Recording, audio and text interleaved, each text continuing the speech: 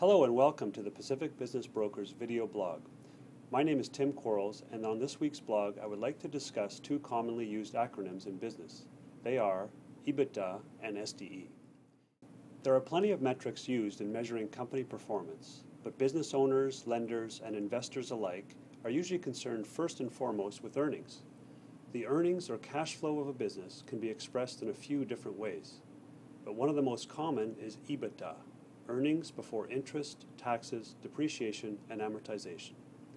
EBITDA is calculated by starting with the net profit found on a company's P&L or income statement, then adding back the expense line items of interest on debt, corporate income tax, as well as depreciation and amortization.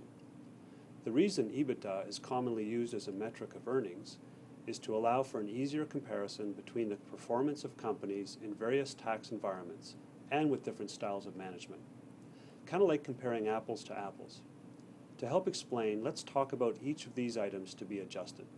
First, interest on debt is added back, as it is reflective of the company's capital structure. Company A may have borrowed money from a bank to finance growth, but Company B uses the owner's cash to fund operations and grow organically.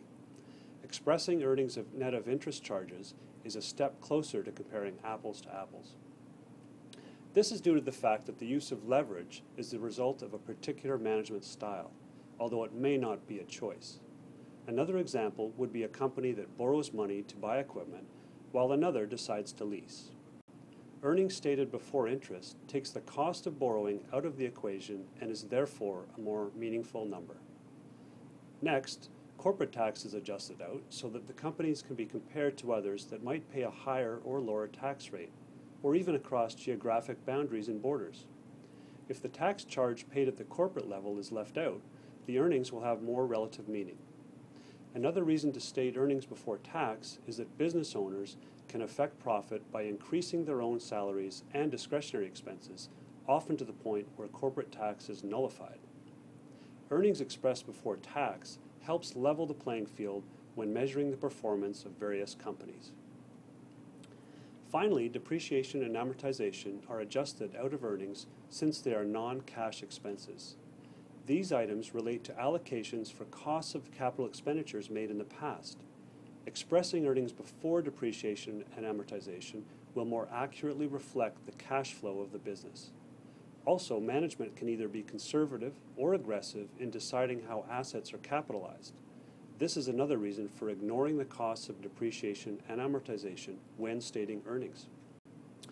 EBITDA is one of many metrics used by analysts to value investment opportunities in large corporations. However, for accountants and owners of small and medium-sized business, it remains the most suitable starting point for expressing earnings.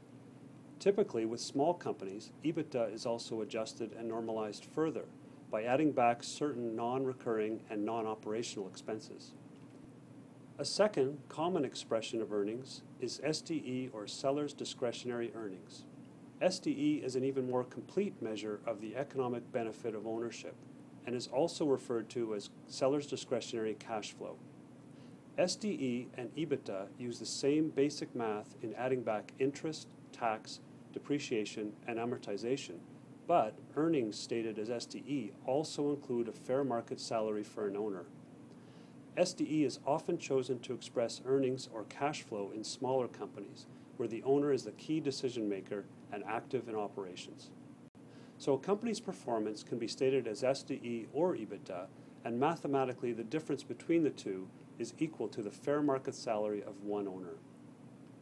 Whether you're a business owner looking to sell or a purchaser looking to buy, an understanding of how EBITDA and SDE are used to define earnings is essential to evaluating company performance.